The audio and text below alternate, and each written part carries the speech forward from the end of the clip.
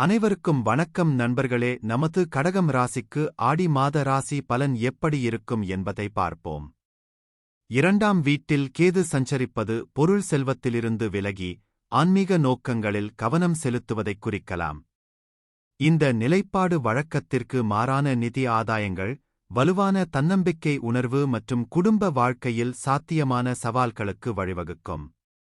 2ஆம் வீட்டில் உள்ள கேது தனிநபர்களை ஆன்மீக ஞானத்தையும் பொருள் உடைமைகளிலிருந்து விலகலையும் நோக்கித் தள்ள முடியும்.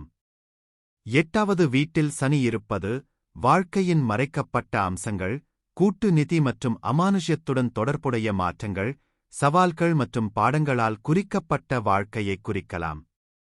இது தாமதங்கள் மற்றும் கட்டுப்பாடுகளைக் கொண்டுவரலாம், ஆனால் துன்பங்களைச் சமாளிப்பதன் மூலம் ஆழ்ந்த தனிப்பட்ட வளர்ச்சி மற்றும் ஆன்மீக புரிதலுக்கான திறனையும் ஏற்படுத்தும்.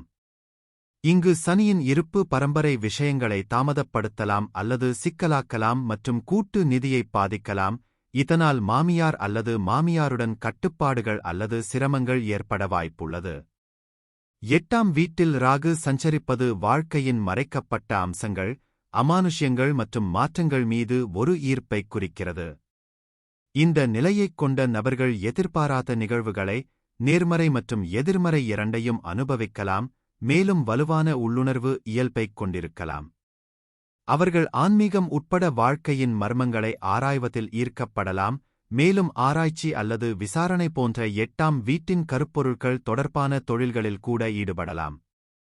12ஆம் வீட்டில் குரு இருப்பது ஆன்மீக நாட்டம், வெளிநாட்டுப் பயணத்திற்கான வாய்ப்பு, சுயபரிசோதனை மற்றும் தனிமைக்கான போக்கு ஆகியவற்றைக் குறிக்கலாம்.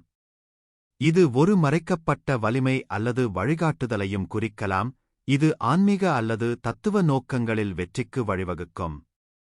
இருப்பினும், குறிப்பிட்ட ராசி மற்றும் பிற கிரக தாக்கங்களைப் பொறுத்து முடிவுகள் மாறுபடலாம்.